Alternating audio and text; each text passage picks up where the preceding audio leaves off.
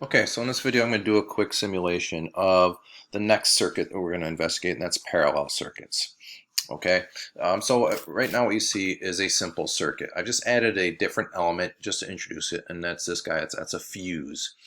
Okay, so a fuse is nothing more than a low resistance wire, okay, that will melt if there's too much current in it. So if I look at the values, this will melt if I have more than 4 amps, thus breaking the circuit. It basically turns the circuit off. We don't, and usually fuses are for, you don't want too much current because that can create a fire hazard. But that's just a side thing for now. We'll come back to it. Okay, so I have a simple circuit. So if I want to make something parallel, parallel means you want just an alternative branch. So right now I've got one loop, or maybe another way of looking at it is multiple loops. So if I want to put another resistor in parallel, what I would do is I would create a second loop. All right, and I'm going to keep it rectangular. Put my resistor in there. Okay, and I have a nice parallel branch. Okay, in fact, I'm going to make a third branch because when we do the notes, I like to do it for 3 resistors because you can get a decent amount of comparison. And the goal of this, and the notes, is to look at how the voltage and current in each branch compares to each other and to the whole. What's the relationship between the individuals and the whole? Very much like we did with the series circuit. Okay, so what I'm going to do is I'm going to change the resistances, so they're all 10 ohms by default. So let me up this to 20 ohms. Okay, and then we'll make the bottom one, let's make it 40 ohms.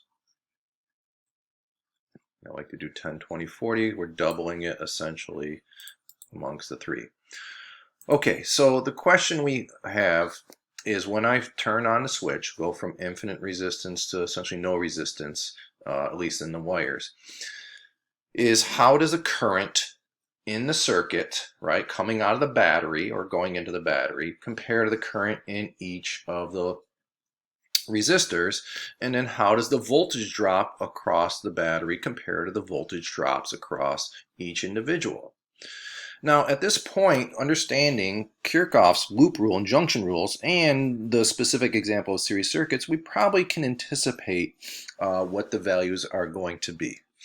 Okay, so let's turn it on. And we can kind of see qualitatively by the movement of the charges what's happening here, right? We see that the 10 ohms seems to have a decent amount of flow, 20 is barely moving, and 40 barely yet. Okay, and then we have a decent amount in the battery. Okay, so let's check it out with our voltmeter, and this will all be summarized later. So I'm going to start with voltage across the circuit, and that comes from the EMF. Well, I'm not even going to measure it. That's 9 volts. That's the battery. So what are we going to get across the 10 ohm? Well, if it's a series circuit, we said, well, that drop would be a fraction of the whole. Okay, do we expect the same thing here? And the answer is not quite. It's 8.98, so it's almost exactly 9. It would be 9 if we didn't have that fuse here, because that fuse has a tiny little resistance, a milliohms. It affects the voltage drop. So there's a voltage drop across here, kind of like it's because it's in series with the battery, but let's ignore that for now. So let's make sure we understand conceptually why this is the same as the battery. Because we have we have a loop here where this is the only resistor in that loop, so the drop across here must be equal to the rise there. That's the loop rule. These two resistors, because they're in separate loops, don't affect the drop in the first loop. So we can anticipate if I move down to where we have twice the resistance, we still get the same voltage drop, because if you look at the middle loop, there's only one resistor in it, so the drop across this resistor has to equal a rise from the voltage source. And then we would see the exact same thing here. In fact, I don't even have to move to red because it's just really just an extension of this wire. Okay, so that's the hallmark of a parallel circuit, is each branch gets the same voltage. It's the same as the battery, as long as there's nothing else in series. And in fact, that's what happens in your home, right? When you plug something into an outlet and then you plug another thing into the same outlet, or you have a power strip where there are, let's say, 6 outlets you can plug things in, they are all connected in parallel such that each appliance gets the exact same voltage. And a nice thing about that is and well, I can try to do that here. If I were to disconnect this, right, this branch goes to 0, but these guys don't change at all. Okay, they still have the same voltage across them, so they would stay on. So that's an important thing to take away from this, is in your home, almost all the circuits are connected in parallel, or things you plug in are parallel. So you turn one thing on, it doesn't affect what's going on with the other. Okay, so let's talk about current. So we should be able to anticipate how current's going to behave. So I'm going to cheat with our current meter. In the lab, this would be a pain, but it's a worthwhile pain for you to learn how to connect the ammeter to measure individual currents versus the whole. So I want to measure the current in the circuit, which means what's coming into the battery, going out of the battery. So I place it there. I see I've got about 1.6 amps of current. Okay, so if I go to right here where there's a junction, right? If I'm just beyond a junction, right, I still get my 1.57, but if I go in this branch, I see that I get a fraction of that, 0.9 amps. And that shouldn't be a big surprise, because at the junction where the branch is, we know that, let's say there is the 1.57 coming out of here, some is going to go in this branch, the rest is going to go in this branch. So if I've got 0.9 here and I go to right there, all right, there's my 0.67. That adds up, those two add up to 1.57 we saw earlier. Now, if I go to this branch, the 20 ohm, do we expect it to be the 0.67? Think about that. Okay, and hopefully you said no, because at this point, this junction, we're going to split again, and this is going to get some of it. It gets 0.45. And if I go to the 40 ohm branch, I get 0.22. So unfortunately, these aren't the most friendly numbers, but 0.22 plus 0.45 is 0.67. Plus 0.9 is 1.57. So we see the junction rule. The sum of the currents in each branch gives us the whole. And we can also see how Ohm's law applies. This, the middle one, has twice the resistance as the top one. So if this has 0.9 amps, we expect the middle one to have half the current because it has twice the resistance, because the voltage drops across them are the same. And sure enough, we get half. And this one, the 40 ohms, should be half yet again. And sure enough, it is. Okay, so we see that the current in each branch adds up to the whole. The voltage drops across each one is not, or is the same. Now, let's look at resistance. This is a little more subtle. So let's go back up here. We have 9 volts and 1.57 amps. So according to Ohm's law, the resistance of the circuit must be 9 divided by 1.57. All right, not the most friendly numbers, but that tells us that the overall resistance of the circuit is about, let's say, 6 ohms, right? 6 times 1.57 is close to 9, okay? So the overall circuit must be 6 ohms, yet I have a 10, a 20, and a 40. How on earth do those, quote-unquote, add up to 6? They don't.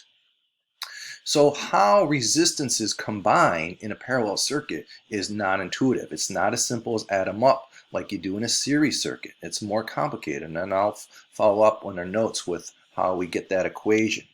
But I'll tell you a shortcut.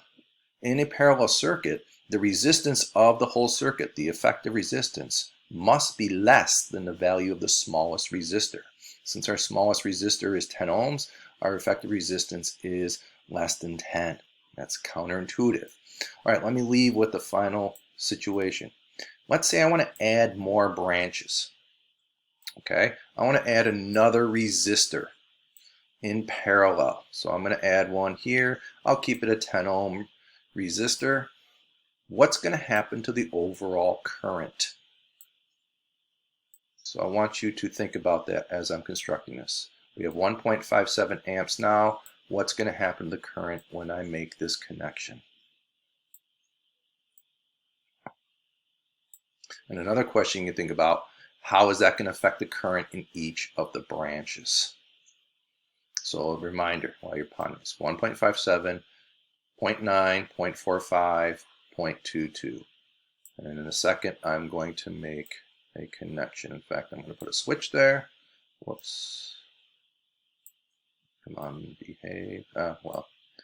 Okay, so let's close it. Let's see what happens. The current went up. In fact, it went up considerably.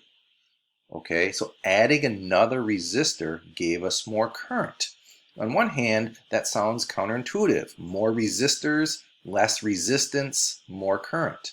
Because that's essentially what's happening. If I've got more current for the same voltage supply, my resistance went down by adding a resistor. Who'd have thunk? In fact, it went down quite a bit. But from the junction rule standpoint, it should make sense that the current went up because I've just added another loop which is going to draw more current. In fact, if I go to the original ones, you see the 0.9, the 0.45, the 0.22 haven't changed. Okay, so adding another branch doesn't affect the individual branches, but it does affect the overall circuit. We can see that we have quite a bit of current. Now maybe you can anticipate why we have the fuse here. If I keep plugging in, if I put another branch in, which I really can't do here, well, maybe I can do one up here. So let me put one right there. Okay, it doesn't matter where that parallel branch is relative to the battery. Parallel is parallel.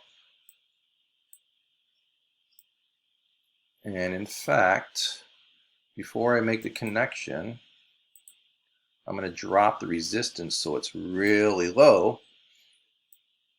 Okay, so if I add another resistor that's a very low resistance, remember that rule I told you, the effective resistance of the circuit must be less than the smallest. Adding a small resistance drops the overall resistance a lot. So if I connect this, okay, now I've got 8.4 amps and my fuse should blow. I don't know why it didn't go out there. Oh, I know why, because I got to put the fuse, it's in this branch. It's not getting the current from that branch. Shucks. Okay, so, well, how can I rectify that? Give me a second. So I fixed so that the fuse is directly in series with the battery before it branches off. So right now we have 2.46 amps in the circuit due to these 1, 2, 3, 4 resistors. I have the switch open here. This is a 2 ohm resistor. So as we said earlier, it's going to draw a lot of current because it has a small resistance. And so when I close it, bam, okay, I've exceeded what the fuse can handle. And I just point that out because I want you to understand why you have fuses or actually circuit breakers in every circuit in your home. If you start plugging in too many appliances, you're creating more and more loops. You're adding to the already existing current in those loops. And if you get to a certain value, usually it's 15 to 20 amps in most circuits in your home, we don't want to exceed that because then the wires themselves that go from the basement or outside your home into the outlets will get really, really warm and create a fire hazard. So it's a safety precaution. And I want you to understand that the fuse must be placed in series with the voltage source so that if it goes out, it cuts off all paths to all other resistors. Okay, so there's a quick intro to parallel. Again, the key points, 3 of them. Voltage across each branch is identical to the voltage source. The current in each branch is a fraction of the overall current, and the amount of current in each branch is dependent on the resistance. And lastly, the current in each branch does not affect the other one. And thirdly, the resistance of the circuit is not simply the sum of the resistors. It's a more complicated relationship that we'll derive.